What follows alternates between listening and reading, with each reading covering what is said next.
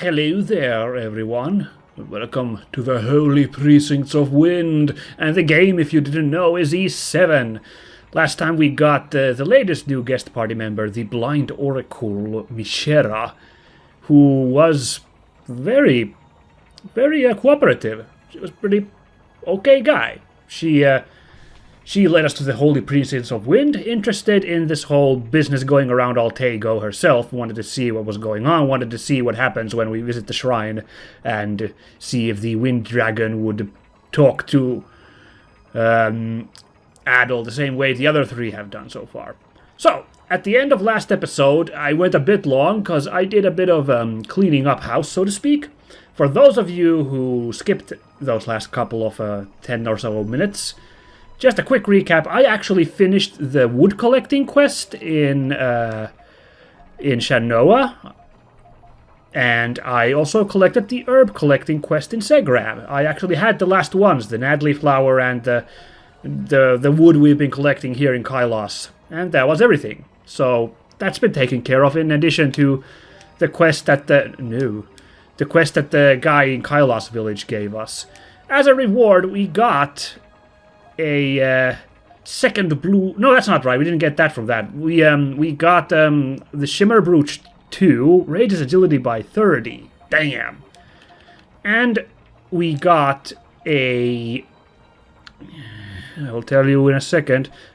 Scroll of Valor we got from the old guy in Kailas, which is not that great. I'm not really operating at low HP, because, I'm a bit scared of doing that.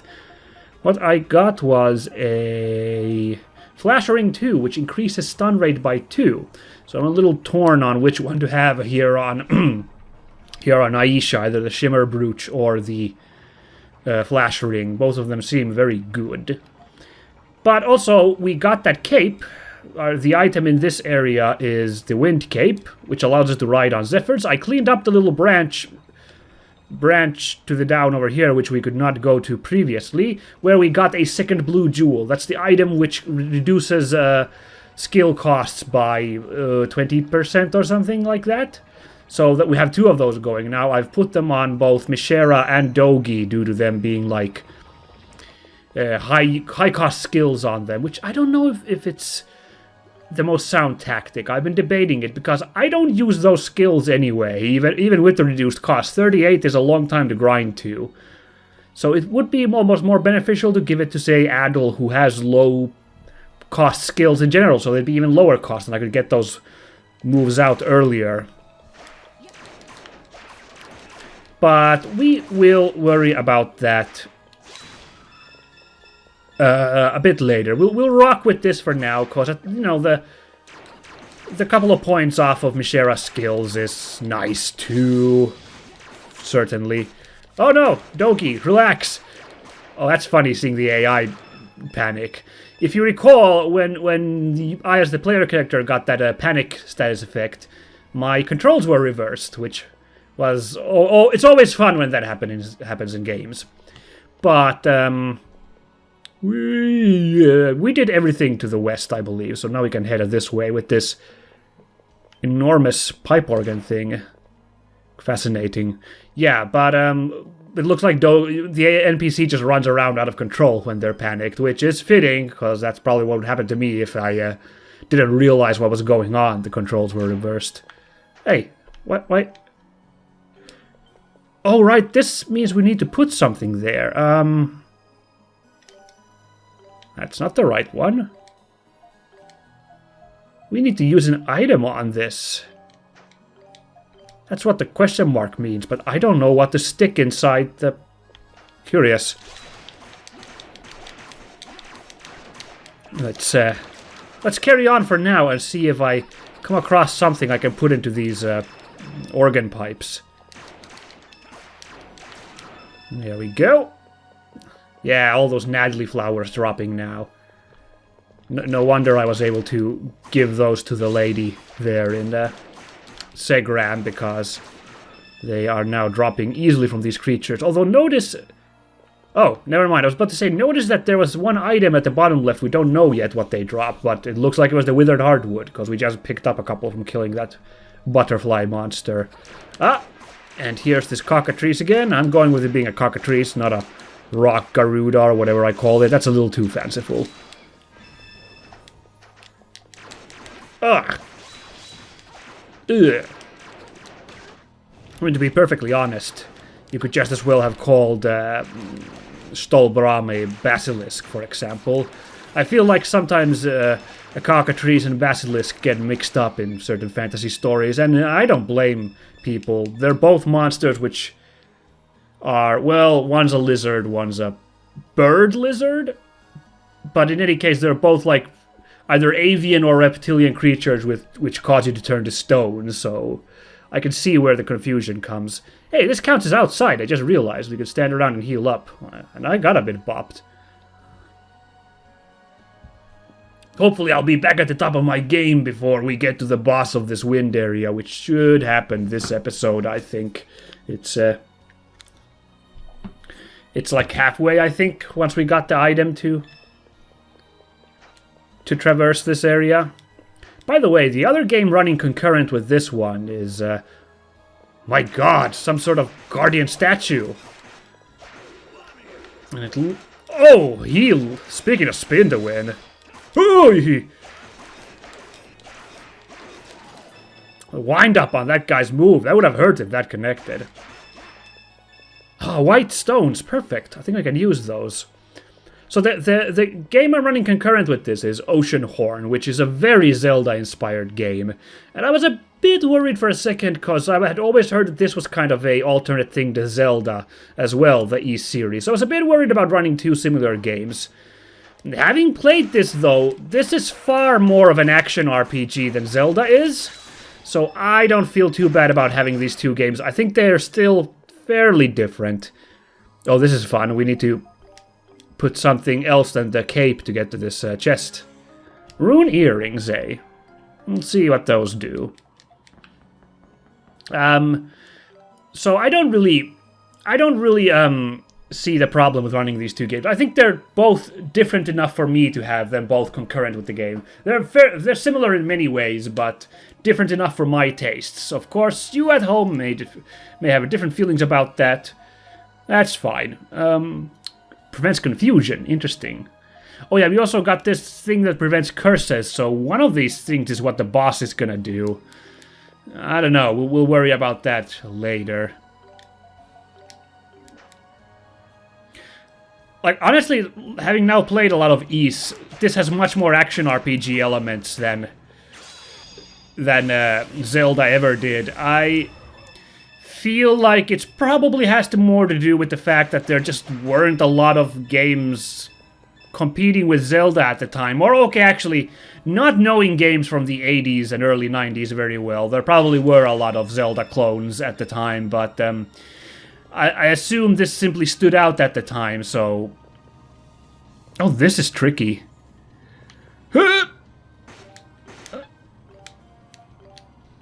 Almost made it across, but...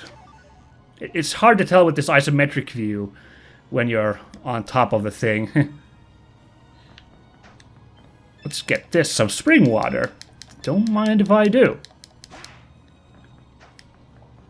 This is actually way easier to just run on the bottom and then equip the cape. Whoa! Titano fluid? Did we have... Some item I had that to synthesize needed Titano something. Don't remember what Titano thing, though. So that's why I assume the Zelda comparisons come from, is that the East just was a competing fantasy franchise at the time, and there's less RPG elements in the first couple of East, I think also contributes. But if I were to compare, like, let's see, this East came out in 2009, I believe.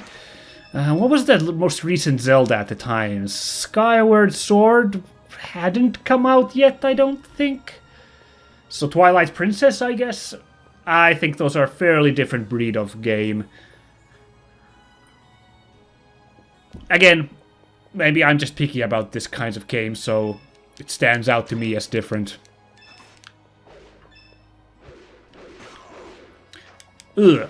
I don't know, it's just my my personal work ethic, well, I don't know I don't know what to call it, but my personal goal has been to have a couple of, ever since I started doing 2 games at the same time, kind of have them be distinct from each other, so that you know, if for example no one was a fan of Prey, they could maybe tune into this being different enough from Prey for them to enjoy it. At the time now, of course, maybe I'm making a gamble in assuming that Ys and Oceanhorn are dissimilar enough for viewers at home to you know, find them different.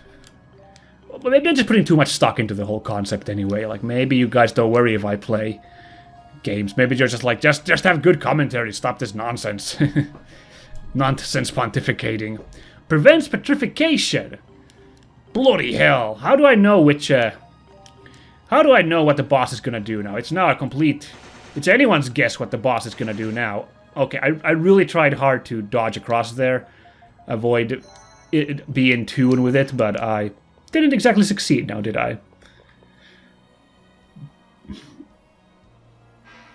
That was quite the drop. It's a good thing we operate on video game physics, I guess. Take out these Kurobozus, I think is what I called them. I don't know, I'm sure there's probably some yokai which is maybe more accurate to what this thing is. You viewers at home who are good on Japanese folklore, write in and tell me.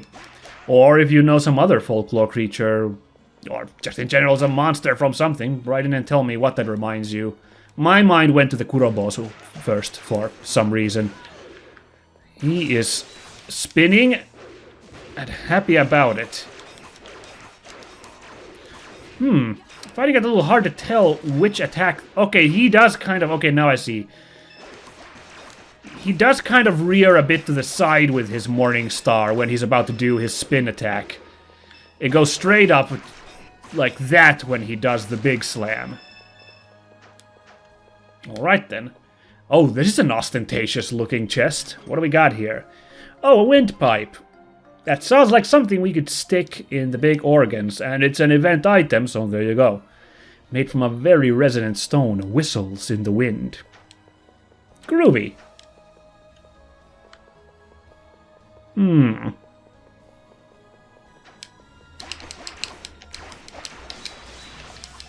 By the way, my favorite Zelda, it's hard to pick because most of them it's just like as a second-party viewer. I've not played very many Zeldas personally, so my impressions, of course, will be skewed by that. I hope you understand. But the one I've played, of course, is Ocarina of Time, so that's pretty high just for that.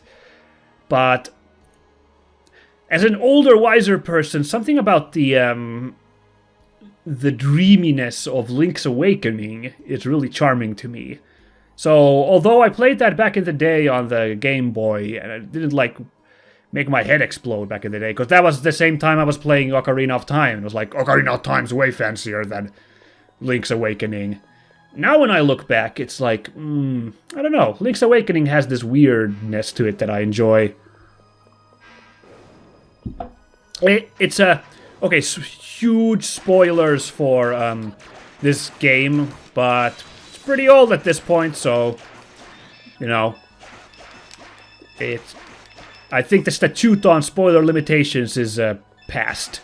So that kind of ends with "it was all a dream," and I don't normally like those kinds of stories. I don't like the twist at the end being "it was all a dream," but there's something enchanting about the way Link's Awakening does it, that I'm okay with that. I think it might have something to do with the fact that you kind of learn that it is a dream towards the end. At least I was like, oh wow, this is all some sort of dream world we're inhabiting now. Because I think it was pretty clear that once you awaken the windfish, the dream ends.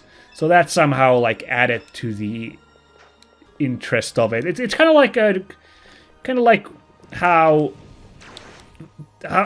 I feel like in Final Fantasy X towards the end, once you realize Tidus's identity, Okay, okay, so I spoiled a bit of Final Fantasy X as well. That's also a pretty old game at this point, so... But I tried to be vague with that now, didn't I? So... Ascension! Let's charge up a big blast for the heck of it. Well, that didn't... Oh! Ugh! It petrified me. Oh no! I actually got bopped. These totems were too fierce. Hold on now. I can do this, though. Although this is a bit alarming. Hopefully... Well, what am I saying? There will probably be an obelisk right before the boss, and now we can just teleport. I can, just go and buy one from the store back in, Oh, guys, let's, catch our breath for a second. Just go and buy one from the, store in Kailas, or anywhere else I want to go to. Get one of those, Phoenix Downs. Whatever they're called in this one. Something extract. Oh, there's the one coin over there tempting me, but, I'm committed to healing now, so what am I gonna do?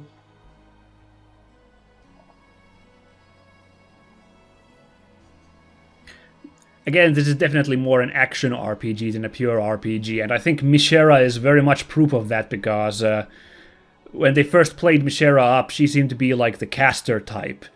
Like, in a more RPG-ish, more turn-based RPG, Mishera would be a full caster. But the nature of this game being what it is, she's just as agile and combat capable. She just happens to be ranged like Aisha, but she operates very close to the others otherwise. And her stats are a little different. Like, I notice her health going down lower faster than the Dogi, for example. But there you still go. You can still play it fairly much similar to the other guys. Not that they don't have their quirks, all the characters, but... Oh, and now we are beneath the entire thing. Hold on, before I go flying up needlessly, let's just... Cool, I guess that'd work.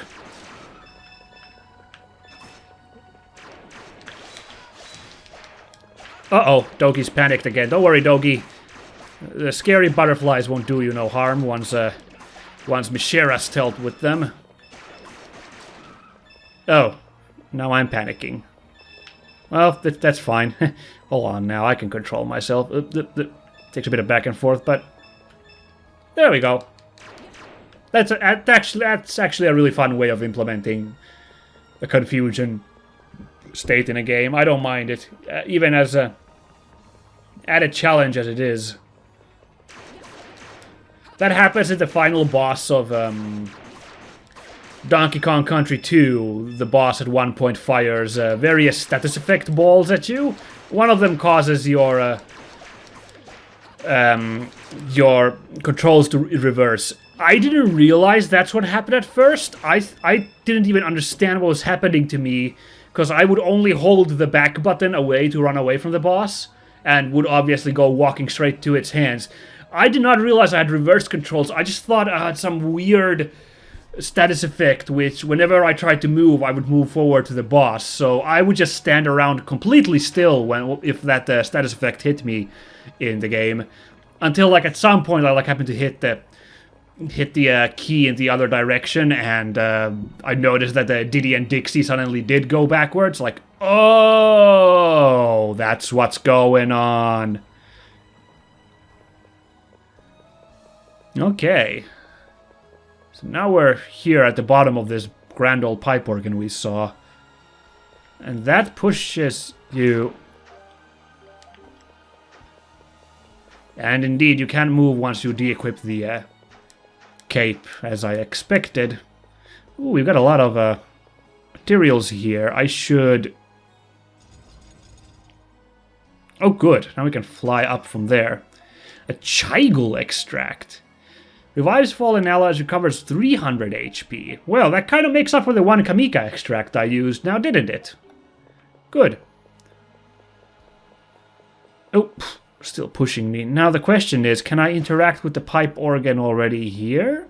No, it doesn't look like it, so I will have to go this way. Ooh. In fact, I believe if I put this on, we go flying. No, hold on.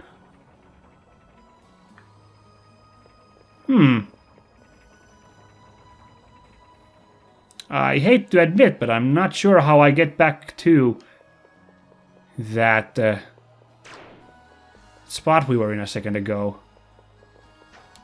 Oh, wait, do I just go back? I guess I could just go back the long way now, can't I? I guess that's an option, isn't it? What was that noise? What the? Oh, the butterflies are back. Okay, I think I just have to go all the way back. These Statzel worms are easy. Hold on now. Actually, let's... No, not Purge Wind. I meant to do this.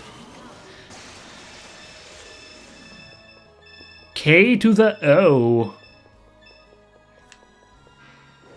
Oh, I should have saved it for these guys. Oh, well. Ooh, can't let those basilisks get me. Not basilisks, cockatrices. Oh, God. Catoblepuses? No, that's a quadruped thing. That's nothing like these things.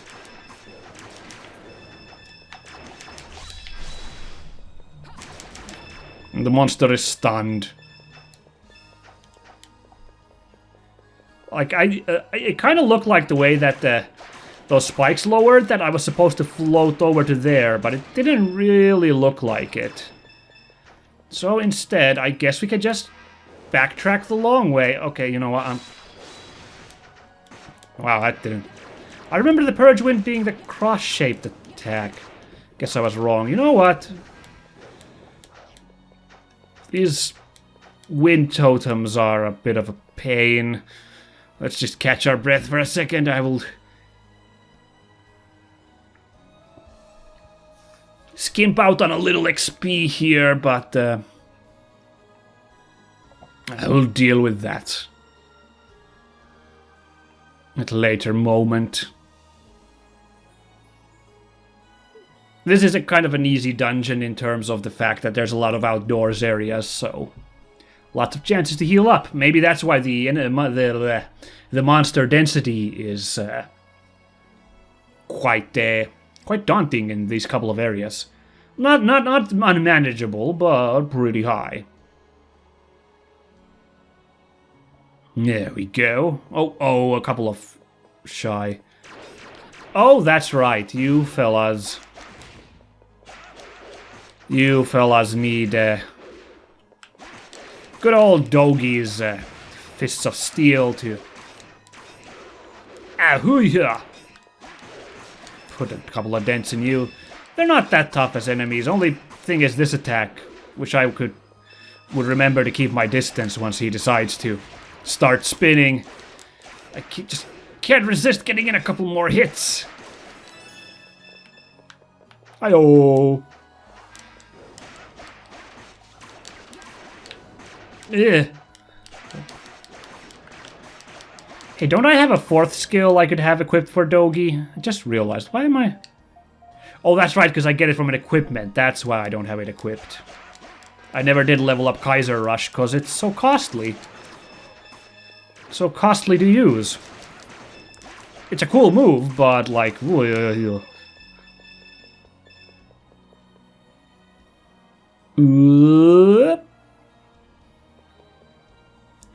just avoid that suit of armor over there. Hold on now. Oh, this is a wrinkle. How am I supposed to... This is designed that you can't get back there. Okay, I gotta deal with this suit of armor right now.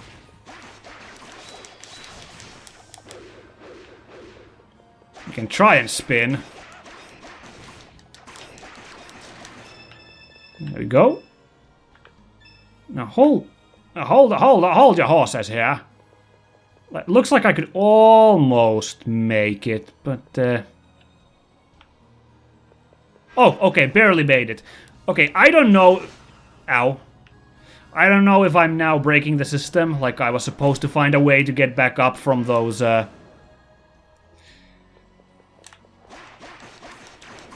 was supposed to get back up from the pipe organs.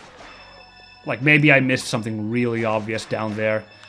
But I managed to find a way to get back up this way, so I'll take it.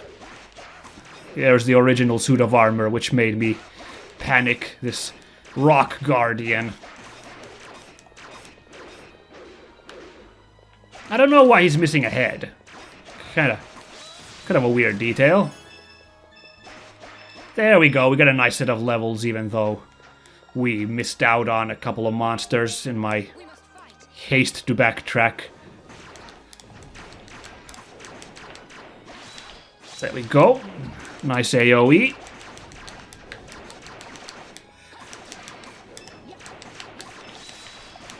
Oh, where did my Mistwind go? Oh, all the wrong way. This cockatrice is stun-locked. Poor guy. Oh well. He has a nasty status effect, so... Oh, that's right, we need a lot of Ashen Rock. There were a bunch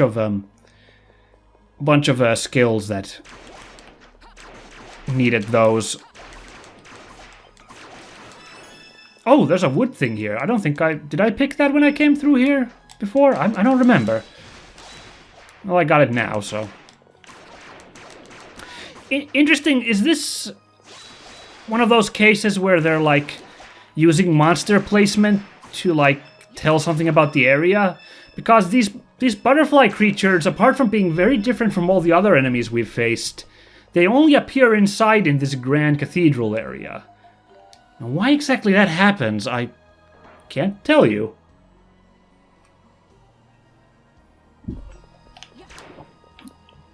Okay, so what did that do? I fixed that. Do I need to now get back down there? Ooh, you should not have provoked me, butterfly. Like, the suits of armor enemies were only in that right wing of the area. I don't know if that's like storytelling or is it just like because you got to the next area of the game, so there's gonna be tougher enemies. Or next area of the dungeon, so there's tougher enemies there. Just a logical progression. I don't know. We are making a quick trip to Kailas now to check... Well, first of all, to buy some of those, Kamika extract, I think it was. The Phoenix Down, the basic Phoenix Down. But also to see if I can now synthesize some of those items. Yes, Kamika extract. Give me all you got. Oh, and now that we've found a Chaigul extract in the world map, we can buy a couple of those as well. And I will actually do that. Ta-da. Now, I got all the, like, the highest gear for everyone, right? Yes. Yes, yes. We are ready to rock, as they say. And all of this nonsense. Now then, this stuff, though. Oh, I can make the gaudy dagger for him, and he'll learn a move called Sword Dance. Ooh. Ooh. Genna, though, that's still off the plate, so to speak, and Orkilo bow. Because Aisha's not in the party, I'm gonna make Adel's weapon first. I think I talked about that last episode already. Owing to the fact that Adel's in the party, might as well make the gaudy dagger. Now that ate up a lot of my Ashen Rock. So we are not gonna be able to make the Orkilo bow, but it's only missing 6. Though should be easily found... if nothing else, by harvesting a couple of those harvest points in the Holy Precincts of Wind. Honestly, that's the only thing missing now. I might just make a... I might make a run... a run to pick up the Ashen Rocks that I need.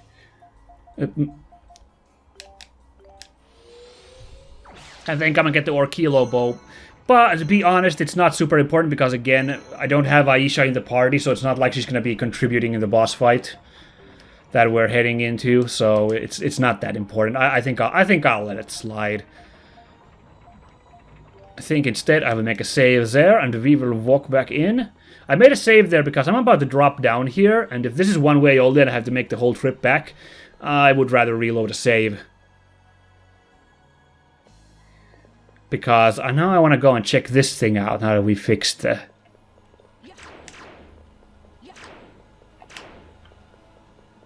Okay. Oh.